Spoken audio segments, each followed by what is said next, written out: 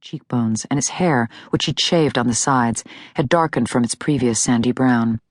Sinewy biceps popped through the armholes of his white paper jumpsuit, and tattoos of Chinese calligraphy, praying hands in blue, a sacred heart, and a blurry barcode blanketed both forearms. I didn't know if you'd remember me. Of course I would. Bennie took off her coat, but static electricity made it cling at the hem, so she unpeeled it from her khaki suit. She set it on the table, which held an open can of Coke and a greasy pile of chicken bones on waxed paper. There was a two-way mirror in the far wall, above two holes that were fist level. You didn't need to be a detective to figure out how they got there. Thanks for coming. You're welcome. How have you been? Bennie gave him a hug, though she didn't generally hug her clients. Jason hugged her back briefly, and she caught a whiff of chicken, beer, and cigarettes. Almost 25. Really? Bennie said, though she knew that already. She still thought about him. You gotta be a big deal, huh? Famous lawyer, all that? Jason smiled, keeping his lips closed, and Bennie remembered that he was self-conscious about his crooked incisors. No, not at all. Not gonna lie. I didn't think you'd come. Of course I'd come. I would never not. Bennie sat down in the hard plastic chair opposite him, realizing that his demeanor had changed, too. He sat back with a belligerent uptilt to his chin, and his manner was more disaffected than it used to be, like a street thug's. If she hadn't known him, she might have been afraid to be alone with him. He wasn't handcuffed. Jason, listen. Bennie felt a pressure in her chest, which she'd been carrying for over a decade. I know it was a long time ago, but I owe you an explanation. No, you don't owe me anything. Jason cut her off with a hand chop. But I'm so sorry for... I don't want to go there. What's done is done. Jason pursed his thin lips. Really? Bennie let it go, for now. How's your dad? He died. His heart got him when I was 20. I'm so sorry. Can we move on? Okay, let's get started.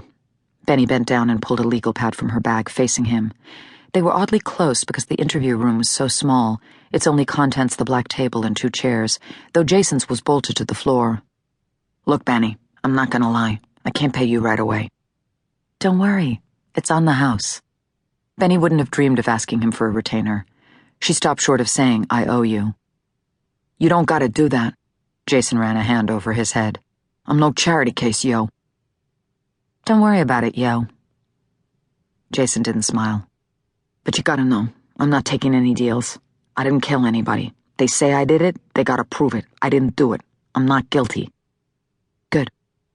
Bennie wasn't going to ask if he did it anyway. No experienced criminal lawyer would.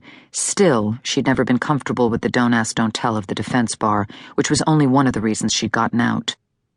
I'm innocent. Straight up. I was framed. Okay. I believe you. And I need to get the facts. Bennie rummaged through her messenger bag and found a pen. It was Richie Grusini. Remember him? What? Bennie froze. What are you saying? Richie did it? He committed the murder? No, Richie's dead. He got killed. Richie was the victim? Yeah, he's dead. I'm not crying, believe me. You didn't tell me it was Richie when you called me. Bennie tried to wrap her mind around it. She had thought Richie was a part of Jason's past, and hers. I know. I worried you wouldn't come. I would have anyway. Bennie let the awkward moment pass. Did the cops tell you they're going to charge you? No, but that detective thinks I did it. Gallagher. He tried to get me to make a statement, but I told him I wanted to call you. I wouldn't sign the papers.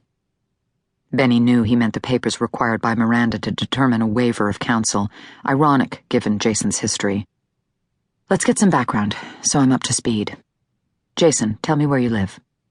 403 East Gansett Street, in Fishtown. Okay. Bennie should have known from the chicken wings.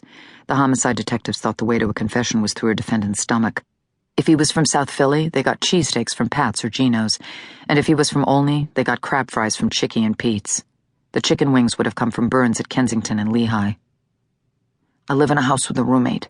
It's a chick, Gail Malloy. Bennie made a note. How long have you lived there?